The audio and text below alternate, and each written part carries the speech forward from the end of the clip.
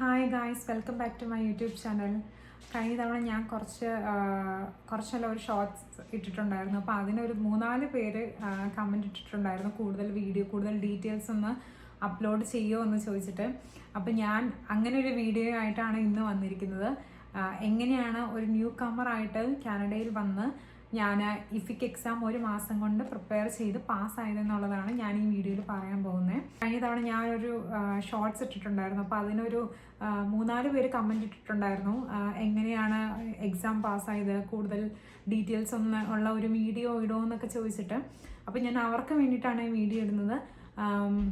അപ്പോൾ നമുക്ക് വീഡിയോ ഫുള്ളായിട്ട് നിങ്ങൾ സ്കിപ്പ് ചെയ്യാതെ കാണാൻ. കാരണം ഇതിൽ ഞാൻ എന്തൊക്കെ സ്ട്രാറ്റജീസ് ആൻഡ് മെത്തേഡ്സ് ആണ് ഞാൻ അഡോപ്റ്റ് ചെയ്തിരിക്കുന്നത്, എങ്ങനെയാണ് 1 മാസം കൊണ്ട് ഞാൻ ഇഫിക് എക്സാം പാസ്സായി 3 ദിവസത്തിനുള്ളിൽ എങ്ങനെ എനിക്ക് ജോലി കിട്ടിയെന്നുള്ളതൊക്കെയാണ് ഞാൻ പറയുന്നത്. അപ്പം നമുക്ക് സ്റ്റാർട്ട് ചെയ്യാം.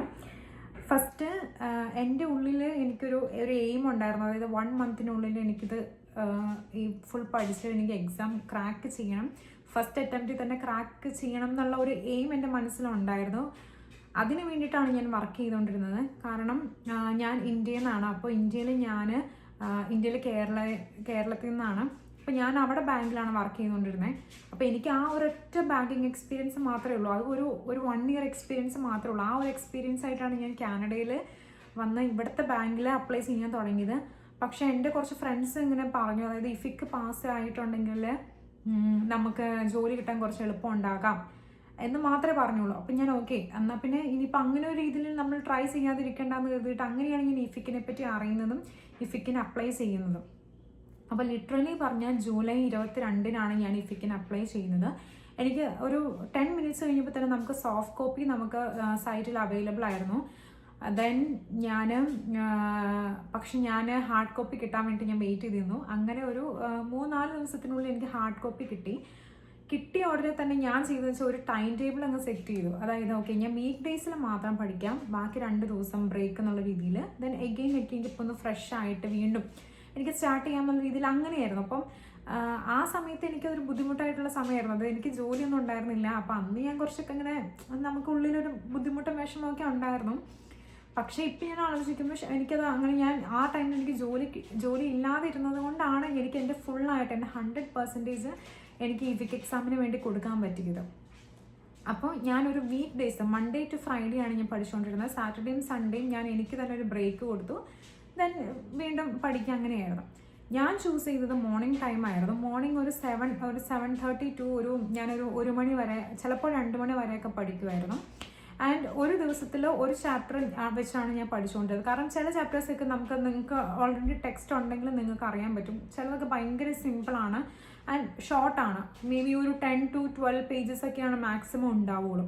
അപ്പം നമുക്ക് ഈ ആദ്യത്തെ ഒരു 5 ചാപ്റ്റർ വരെ നമുക്ക് എളുപ്പം ആയിരുന്നു, കോൺസെപ്റ്റുകളൊക്കെ മനസ്സിലാക്കാൻ എളുപ്പമായിരുന്നു. അപ്പം ഞാൻ അങ്ങനെ ഒരു ദിവസം ഒരു ചാപ്റ്റർ എന്നുള്ള രീതിയിലാണ് ഞാൻ പഠിച്ചുകൊണ്ടിരുന്നത്. പക്ഷെ ഞാൻ ഒരിക്കലും പറയില്ല നിങ്ങളത് ഫോളോ ചെയ്യണമെന്ന്. കാരണം ഓരോരുത്തർക്കും ഓരോ രീതിയിലായിരിക്കും. ചിലർക്ക് അത്ര സമയം വേണ്ടായിരിക്കാം, ചിലർക്ക് കുറച്ച് കൂടുതൽ സമയം വേണം. അപ്പം നമുക്ക് നമ്മുടെ ഒരു പൊട്ടൻഷ്യൽ അറിയാലോ. അപ്പം നിങ്ങൾ അതനുസരിച്ചിട്ട് നിങ്ങൾക്ക് ഇപ്പോൾ ഒരു ദിവസം കൊണ്ട് ഒരു ചാപ്റ്ററിൻ്റെ പകുതി പഠിക്കണമെങ്കിൽ അങ്ങനെ, ചിലർക്ക് ഒരു ദിവസം കൊണ്ട് 2 ചാപ്റ്റർ പഠിക്കണമെങ്കിൽ അങ്ങനെ. അത് നിങ്ങളുടെ ഇഷ്ടം പോലെ നമുക്ക് ചെയ്യാം. ദെൻ ഓരോ ചാപ്റ്റർ കഴിയുമ്പോഴും അത് ചാപ്റ്ററിൻ്റെ എൻ്റെ ക്വിസസ് ഉണ്ട്, പ്രോബ്ലംസ് ഉണ്ട്. അപ്പം ഞാൻ അതൊക്കെ ചെയ്യുമായിരുന്നു. ദെൻ ഓരോ ചാപ്റ്റർ കഴിയുമ്പോഴും ഞാൻ ഓരോ ഷോർട്ട് നോട്ട്സ് എഴുതി വെക്കുമായിരുന്നു. അതിൽ ഇമ്പോർട്ടൻ്റ് ആയിട്ടുള്ള കാര്യങ്ങൾ, ഫോർമുലാസ്, പിന്നെ പ്രോബ്ലംസ് ഒക്കെ ചെയ്യുമ്പോൾ നമുക്ക് ചില പുതിയ കാര്യങ്ങളൊക്കെ നമുക്ക് കിട്ടും. അപ്പോൾ ഇതൊക്കെ വെച്ചിട്ട് ഞാൻ ഷോർട്ട് നോട്ടും എഴുതി വെക്കുമായിരുന്നു ഓരോ ചാപ്റ്റർ കഴിയുമ്പോഴും.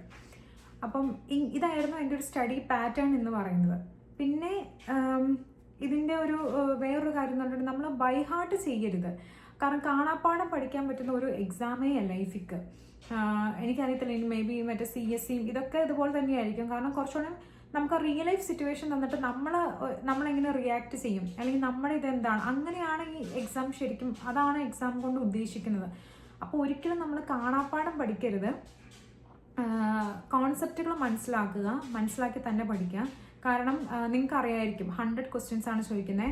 എനിക്ക് എക്സാം എഴുതി എൻ്റെ ഒരു എക്സ്പീരിയൻസ് വെച്ചിട്ട് എനിക്ക് മനസ്സിലായത് ഒരു 20 ക്വസ്റ്റ്യൻസ് ഒക്കെ ഡയറക്റ്റ് തന്നെ ചോദിക്കും.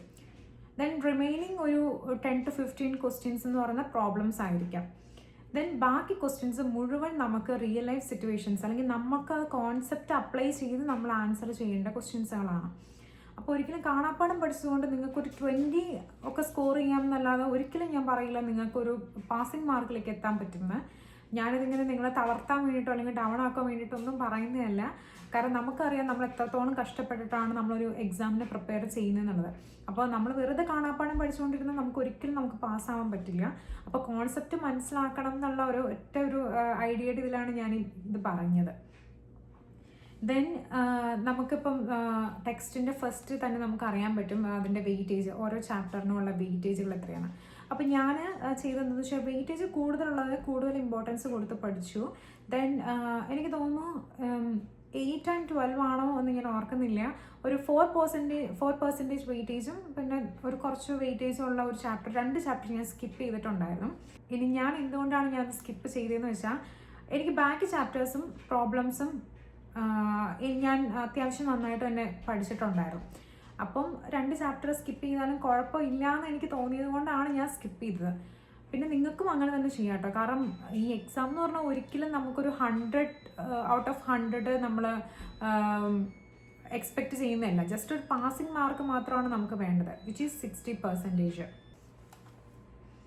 ഓക്കെ, ഈ എക്സാം എന്ന് പറഞ്ഞിട്ടുണ്ടെങ്കിൽ ഒരിക്കലും നമ്മൾ ഫുള്ള് സ്കോർ ചെയ്യുക അതല്ല, നമുക്ക് പാസിംഗ് മാർക്ക് മതി, വിച്ച് ഈസ് 60%. അപ്പം നിങ്ങൾക്ക് ഫുൾ ചാപ്റ്റർ ഞാൻ പഠിക്കണം എന്ന് ഒരിക്കലും പറയില്ല. നിങ്ങൾക്ക് ബാക്കിയുള്ള കോൺസെപ്റ്റും പ്രോബ്ലംസൊക്കെ നിങ്ങൾക്ക് മനസ്സിലാവുന്നുണ്ടെങ്കിൽ ഉറപ്പായിട്ടും നിങ്ങൾക്ക് 1-2 സ്കിപ്പ് ചെയ്തുകൊണ്ട് കുഴപ്പമില്ല. പക്ഷെ മേക്ക് ഷുവർ ദാറ്റ് ബാക്കിയുള്ള കോൺസെപ്റ്റും ചാപ്റ്റേഴ്സും പ്രോബ്ലംസൊക്കെ നമുക്ക് അറിയാമെന്നുള്ള രീതിയിൽ.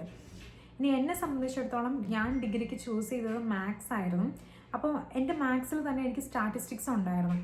അതുകൊണ്ട് എനിക്ക് ഈ ഇഫിക്കിൽ ചില കോൺസെപ്റ്റുകളൊക്കെ എനിക്ക് അതായിട്ട് റിലേറ്റ് ചെയ്യാൻ പറ്റുന്നതുകൊണ്ട് എനിക്ക് കുറച്ചുകൂടി എളുപ്പമായിരുന്നു എന്ന് പറയാം. അത്ര എളുപ്പമല്ല, കാരണം 1-2 ചാപ്റ്റേഴ്സ് മാത്രമാണ് എനിക്ക് അതായിട്ട് റിലേറ്റ് ചെയ്യാൻ പറ്റുള്ളൂ. പിന്നെ അതുപോലെ ഞാൻ പറഞ്ഞല്ലോ, ഞാൻ മാത്സ് ആയിരുന്നു എൻ്റെ സ്ട്രീം. അപ്പോൾ അതുകൊണ്ട് എനിക്ക് പ്രോബ്ലംസും എനിക്ക് അത്ര പ്രശ്നം ഉണ്ടായിരുന്നില്ല, കാരണം എനിക്ക് പെട്ടെന്ന് ചെയ്യാനും മനസ്സിലാക്കാനും പറ്റിയിരുന്നു. പക്ഷേ ഇപ്പം നിങ്ങൾ ടോട്ടലി ഫ്രം ഒരു ഡിഫറെൻറ്റ് ഏരിയയിൽ നിന്നൊക്കെ ആണെന്നുണ്ടെങ്കിലും നിങ്ങളിപ്പോൾ എനിക്കിത് പ്രോബ്ലം ചെയ്യാൻ പറ്റുന്നില്ല, അതുകൊണ്ട് എനിക്കിത് ബുദ്ധിമുട്ടാണെന്ന് ഒരിക്കലും വിചാരിക്കരുത്. കാരണം നമുക്കതിൽ വർക്ക് ചെയ്തിട്ടുണ്ടെങ്കിൽ ഉറപ്പായിട്ടും നമുക്ക് റിസൾട്ട് കിട്ടും. അതുകൊണ്ട് നിങ്ങൾ ഒരിക്കലും സ്കിപ്പ് ചെയ്യരുത്. അറ്റ്ലീസ്റ്റ് നമ്മൾ മനസ്സിലാക്കാനെങ്കിലും നോക്കാം. ഇനി ഒട്ടും പറ്റുന്നില്ല എന്നുണ്ടെങ്കിൽ സ്കിപ്പ് ചെയ്യാം എന്നേ ഉള്ളൂ. അതൊരു ലാസ്റ്റ് ഓപ്ഷനായിട്ടാണ് ഞാൻ പറയുന്നത്. മീൻവൈൽ ഞാൻ പറഞ്ഞല്ലോ, ഞാൻ കുറേ ഇതിൻ്റെ ഇടയ്ക്ക് അപ്ലൈ ചെയ്യുന്നുണ്ടായിരുന്നു ജോലിക്ക്. RBC, സ്കോഷ്യ, TD, BM എന്നുകൊണ്ട് സകല ബാങ്കിലും ഞാൻ അപ്ലൈ ചെയ്യുന്നുണ്ടായിരുന്നു. ഓൾമോസ്റ്റ് ഒരു 180 ഓളം ജോലിക്ക് ഞാൻ അപ്ലൈ ചെയ്യുന്നുണ്ടായിരുന്നു. പക്ഷേ എനിക്ക് ജോലി കിട്ടിയത് മറ്റൊരു രീതിയിലാണ്, without any experience in Canada.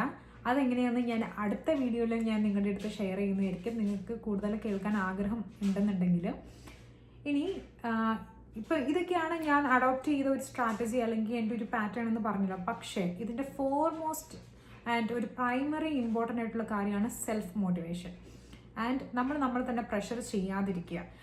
May be നിങ്ങളൊരു വർക്ക് ചെയ്യുന്ന വുമൺ ഓർ മാൻ ആയിരിക്കാം, നിങ്ങൾക്ക് ഒത്തിരി പ്രശ്നങ്ങളുണ്ടായിരിക്കാം, ഫാമിലി ഇഷ്യൂസ് അല്ലെങ്കിൽ സ്ട്രെസ്സ്, ജോബിൻ്റെ രീതിയിലുള്ള അതിൻ്റേതായ ഇഷ്യൂസ്, ഇതൊക്കെ ഉണ്ടായിരുന്നിരിക്കാം. നിങ്ങളെ ഡൗൺ ആക്കാൻ പല ഫാക്ടേഴ്സ് നിങ്ങളുടെ ലൈഫിലുണ്ടായിരിക്കാം.